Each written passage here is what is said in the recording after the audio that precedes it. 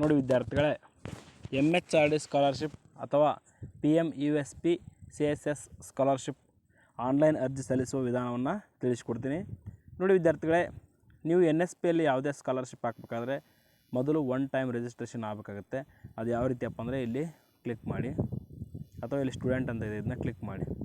Click ಮಾಡಿದ ನಂತರ ಈ ಥರ ಪೇಜ್ ಓಪನ್ ಆಗುತ್ತೆ. ಇಲ್ಲಿ OTR ಅಂತ ಇದೆ. ನೀವು ಮೊಬೈಲ್ ಅಪ್ಲಿಕೇಶನ್ ಮೂಲಕ ರಿಜಿಸ್ಟ್ರೇಷನ್ ಆಗ್ಬೋದು. ಒಂದು ಆ್ಯಪ್ ಇದೆ, ಅಂತ ತೋರಿಸ್ಕೊಡ್ತೀನಿ ನೋಡಿ. ಇಲ್ಲಿ ನೋಡಿ ವಿದ್ಯಾರ್ಥಿಗಳೇ, NSP OTR ಅಂದರೆ NSP one time registration app. ಈ ಆ್ಯಪ್ ಡೌನ್ಲೋಡ್ ಮಾಡ್ಕೊಂಡು ಕೂಡ ನೀವು ರಿಜಿಸ್ಟ್ರೇಷನ್ ಆಗ್ಬೋದು. ಈ ನೋಡಿ ವಿದ್ಯಾರ್ಥಿಗಳೇ, ಇಲ್ಲಿ ಕ್ಲಿಕ್ ಮಾಡಿ. ಕ್ಲಿಕ್ ಮಾಡ್ತೀನಿ. ಮಾಡಿದ ನಂತರ ಈ ಥರ ಪೇಜ್ ಓಪನ್ ಆಗುತ್ತೆ. ಇಲ್ಲಿ apply for one time registration ಅಂತ ಇದೆ, ಇದನ್ನ ಕ್ಲಿಕ್ ಮಾಡ್ತೀನಿ. ಕ್ಲಿಕ್ ಮಾಡಿದ ನಂತರ ಈ ಥರ ಪೇಜು ಓಪನ್ ಆಗುತ್ತೆ. ಇಲ್ಲಿ ಸ್ಕ್ರೋಲ್ ಅಪ್ ಮಾಡಿ ಎಲ್ಲ ಮಾಹಿತಿಯನ್ನು ಓದ್ಕೊಳ್ಳಿ. ಓದ್ಕೊಂಡು ಇಲ್ಲಿದೆ ನೋಡಿ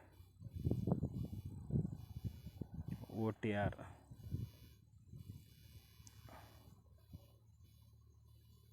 ನೋಡಿ NSP OTR ಆ್ಯಪ್.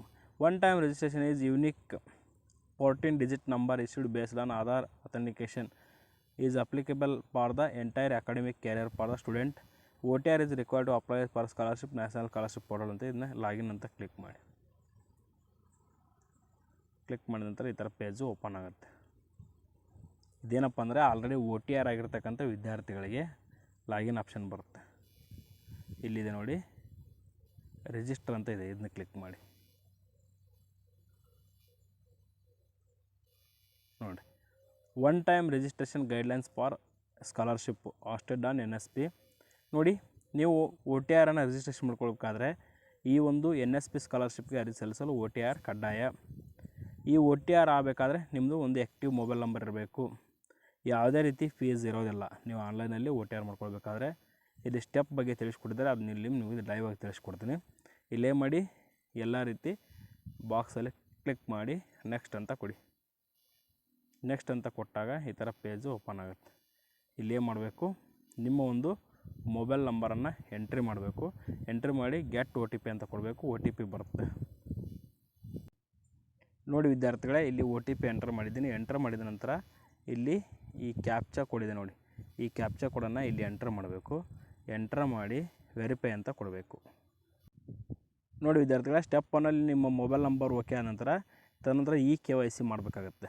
KYC ಮಾಡಬೇಕಾದ್ರೆ ಕಡ್ಡಾಯವಾಗಿ ನಿಮ್ಮ ಒಂದು ಆಧಾರ್ ಕಾರ್ಡ್ಗೆ ಮೊಬೈಲ್ ನಂಬರು ಲಿಂಕ್ ಇರಬೇಕು. ಒಂದು ವೇಳೆ ಆಧಾರ್ ಕಾರ್ಡ್ಗೆ ಮೊಬೈಲ್ ನಂಬರ್ ಲಿಂಕ್ ಇಲ್ಲ ಅಂದರೆ ನೀವು NSP OTR ಆ್ಯಪ್ ಅಂದರೆ NSP ಒನ್ ಟೈಮ್ ರಿಜಿಸ್ಟ್ರೇಷನ್ ಆ್ಯಪನ್ನು ಪ್ಲೇಸ್ಟೋರಲ್ಲಿ ಅಥವಾ ಆ್ಯಪಲ್ ಸ್ಟೋರಲ್ಲಿ ಡೌನ್ಲೋಡ್ ಮಾಡಿಕೊಂಡು ಅಲ್ಲಿ ನಿಮ್ಮ ಒಂದು ಪೇಸನ್ನು ರೆಕಗ್ನೈಷನ್ ಮಾಡಬೇಕು.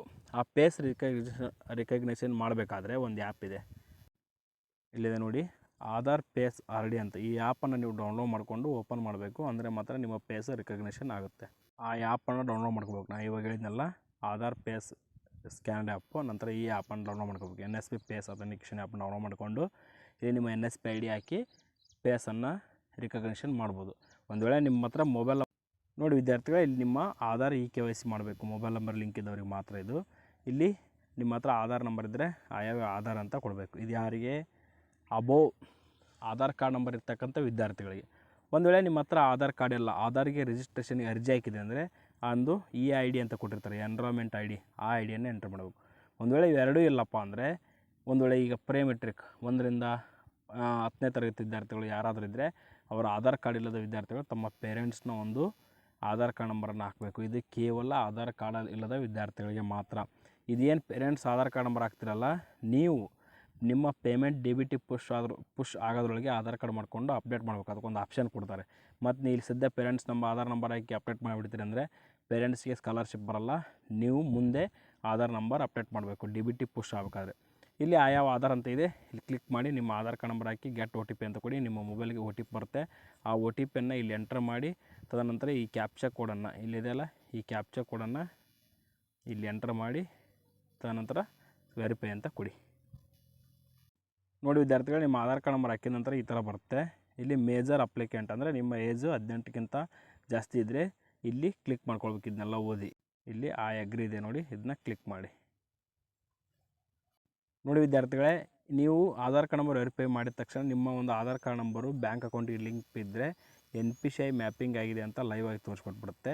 NPCI ಮ್ಯಾಪಿಂಗ್ ಆಗಿದ್ದರೆ ನಿಮ್ಮ ಅಕೌಂಟ್ಗೆ ನೇರವಾಗಿ ಸ್ಕಾಲರ್ಶಿಪ್ ಹಣ ಜಮಾ ಆಗುತ್ತೆ.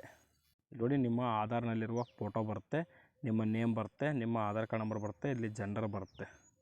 ತದನಂತರ ನಿಮ್ಮ ಒಂದು ಡೇಟ್ ಆಫ್ ಬರ್ತ್ ಬರುತ್ತೆ, ನಿಮ್ಮ ಊರ ಅಡ್ರೆಸ್ ಡೀಟೇಲ್ಸ್ ಬರುತ್ತೆ. ಇಲ್ಲಿ ನೀವು ನಿಮ್ಮ ತಾಯಿ ಹೆಸರು ಮತ್ತು ತಂದೆಯ ಹೆಸರು ಹಾಕಬೇಕು. ಇಮೇಲ್ ID ಇದ್ದರೆ ಹಾಕ್ಬೋದು, ಇಲ್ಲಾಂದ್ರೆ ನಡೆಯುತ್ತೆ. ತದನಂತರ ಇಲ್ಲಿರ್ತಕ್ಕಂಥ ಕ್ಯಾಪ್ಚಾ ಕೋಡನ್ನು ಇಲ್ಲಿ ಎಂಟರ್ ಮಾಡಬೇಕು. ಎಂಟರ್ ಮಾಡಿ ಇಲ್ಲಿ ನೋಡಿ, ನಿಮ್ಮ ಒಂದು ಬ್ಯಾಂಕ್ ಅಕೌಂಟಿಗೆ NPCI ಮ್ಯಾಪ್ ಆಗಿದೆ, ಇಲ್ಲಿ ಆಲ್ರೆಡಿ ಬಂದ್ಬಿಡುತ್ತೆ. ಈ ರೀತಿ ಮ್ಯಾಪ್ ಆಗಿದ್ದರೆ ನಿಮ್ಮ ಸ್ಕಾಲರ್ಶಿಪ್ ಡೈರೆಕ್ಟು DBT ಮೂಲಕ ಅಕೌಂಟಿಗೆ ಜಮಾ ಆಗುತ್ತೆ. ನೋಡಿ ವಿದ್ಯಾರ್ಥಿಗಳು, ಎಲ್ಲ ಮಾಹಿತಿಯನ್ನು ಹಾಕಿ ಫಿನಿಶ್ ಅಂತ ಕೊಟ್ಟ ನಂತರ ಈ ಥರ ಪೇಜ್ ಬರುತ್ತೆ. You have successfully generated the reference number, your reference number is, ಅಂದರೆ ನಿಮ್ಮ ರೆಫರೆನ್ಸ್ ನಂಬರ್ ಮಾತ್ರ ಬರುತ್ತೆ. ಇಲ್ಲಿ ನೋಡಿ, ಮತ್ತೇನು ಮಾಡೋಕಪ್ಪ ಅಂದರೆ ಇಲ್ಲಿ ನಿಮ್ಮ ರೆಫರೆನ್ಸ್ ನಂಬರ್ ಬರುತ್ತೆ. ನೀವೇನು ಮಾಡೋಕಪ್ಪ ಅಂದರೆ ಇಲ್ಲಿಂದ ಡೈರೆಕ್ಟಾಗಿ kindly download the NSP OTR mobile app and complete your face authentication for generate OTR, ಅಂದರೆ ನಿಮ್ಮ ಫೇಸ್ ಅಥೆಂಟಿಕೇಷನನ್ನು ಕಡ್ಡಾಯವಾಗಿ ಮಾಡಲೇಬೇಕು. ಈಗ ನಾವು ಪ್ಲೇಸ್ಟೋರ್ಗೆ ಹೋಗಿ ಈ ಆ್ಯಪು ಡೌನ್ಲೋಡ್ ಮಾಡ್ಕೊಳ್ಳೋಣ. ನೋಡಿ, ರೆಫರೆನ್ಸ್ ನಂಬರ್ ನಿಮ್ಮ ಮೊಬೈಲಿಗೆ ಕೂಡ ಬಂದಿರುತ್ತೆ. ಇಲ್ಲಿ ಆ್ಯಪ್ ಡೌನ್ಲೋಡ್ ಮಾಡ್ಕೊಂಡಿದ್ದೀನಿ, ಓಪನ್ ಅಂತ ಕೊಡ್ತೀನಿ. ನೋಡಿ ವಿದ್ಯಾರ್ಥಿಗಳೇ, ಈ ಆ್ಯಪ್ ಡೌನ್ಲೋಡ್ ಮಾಡ್ಕೊಂಡ ನಂತರ ಈ ಥರ ಬರುತ್ತೆ. ಇಲ್ಲಿ KYC ಫೇಸ್ ಅಥೆಂಟಿಕೇಷನ್ ಅಂತ ಇರುತ್ತೆ, ಇದನ್ನ ಕ್ಲಿಕ್ ಮಾಡಿ. ಇಲ್ಲಿ ನೋಡಿ, ನಿಮಗೆ ರೆಫರೆನ್ಸ್ ನಂಬರ್ ಬಂದಿರುತ್ತಲ್ಲ, ಆ ರೆಫರೆನ್ಸ್ ನಂಬರೆಲ್ಲ ಇಲ್ಲಿ ಎಂಟರ್ ಮಾಡಿ ಸೆಂಡ್ OTP ಅಂತ ಕ್ಲಿಕ್ ಮಾಡಿ. ಕ್ಲಿಕ್ ಮಾಡಿದ ನಂತರ ನಿಮಗೆ ಇಲ್ಲಿ OTP ಬರುತ್ತೆ. ಆ OTPಯನ್ನು ಹಾಕಿ ಈ ಕ್ಯಾಪ್ಚಾ ಕೋಡನ್ನು ಇಲ್ಲಿ ಎಂಟರ್ ಮಾಡಿ ನೆಕ್ಸ್ಟ್ ಅಂತ ಕೊಡಿ. ನೋಡಿ ವಿದ್ಯಾರ್ಥಿಗಳೇ, ಇಲ್ಲಿ ನಿಮ್ಮ ಒಂದು ನೇಮ್ ಬರುತ್ತೆ, ಡೇಟ್ ಆಫ್ ಬರ್ತ್ ಬರುತ್ತೆ, ಜೆಂಡರ್ ಬರುತ್ತೆ, ಆಧಾರ್ ನಂಬರ್ ಬರುತ್ತೆ, ಆಧಾರ್ ಹೋಲ್ಡರ್ ಬರುತ್ತೆ. ಇಲ್ಲಿ KYC ನಾಟ್ ವೆರಿಫೈಡ್ ಅಂತಿದೆ. ಈಗ ವೆರಿಫೈ ಮಾಡಲು ಪ್ರೊಸೀಡ್ ಫಾರ್ ಫೇಸ್ ಅಥೆಂಟಿಕೇಷನ್ ಅಂತ ಇದೆ, ಇದನ್ನ ಕ್ಲಿಕ್ ಮಾಡಿ. ತದನಂತರ ಈ ಥರ ಸ್ಕ್ರೀನ್ ಬರುತ್ತೆ, ಇದನ್ನ ಐ ಅಗ್ರಿ ಅಂತ ಕೊಡಿ. ಇಲ್ಲಿ ನೋಡಿ, ಈ ಥರ ಸ್ಟೆಪ್ ಬರುತ್ತೆ. ಸ್ಟೆಪ್ 2 ಆಗಿದೆ, ಸ್ಟೆಪ್ 3 ಆಯಿತು, ಸ್ಟೆಪ್ 4, ಸ್ಟೆಪ್ 5 ಬಂತು. ನೋಡಿ, ಫೇಸ್ ಅಥೆಂಟಿಕೇಷನ್ ಮಾಡಲು ಸಂಪೂರ್ಣ ಮಾಹಿತಿಯನ್ನು ಇಲ್ಲಿ ಕೊಟ್ಟಿದ್ದಾರೆ. ಈ ರೀತಿಯಾಗಿ ನೋಡಿ, ಇಲ್ಲಿ ನೆಕ್ಸ್ಟು ಈ ಬಾಕ್ಸಲ್ಲಿ ಐ ಆಮ್ ಅಗ್ರಿ ಅಂತ ಕ್ಲಿಕ್ ಮಾಡಿ ತದನಂತರ ಪ್ರೊಸೀಡ್ ಅಂತ ಕ್ಲಿಕ್ ಮಾಡಿ. ನೋಡಿ ವಿದ್ಯಾರ್ಥಿಗಳೇ, ಈ ಪ್ರೊಸೆಸ್ಸು ಇಲ್ಲಿ ಸ್ವಲ್ಪ ನಮ್ಮ ಒಂದು ಫೇಸ್ ಅಥೆಂಟಿಕೇಷನ್ ಸಕ್ಸಸ್ ಆಗ್ತಾಯಿಲ್ಲ, ಅದಕ್ಕೆ ಕಾರಣ ತಿಳ್ಕೊಂಡು ನೆಕ್ಸ್ಟ್ ಭಾಗ 2 ವಿಡಿಯೋ ಮಾಡ್ತೀನಿ. ಇಲ್ಲಿವರೆಗೆ ನೀವು ಮಾಹಿತಿ ನೋಡಿ, ನೆಕ್ಸ್ಟ್ ಭಾಗ 2 ಅಲ್ಲಿ ಸಂಪೂರ್ಣ ಮಾಹಿತಿ ತಿಳಿಸ್ಕೊಡ್ತೀನಿ ಅಂತ ಹೇಳ್ತಾ thank you for watching this video.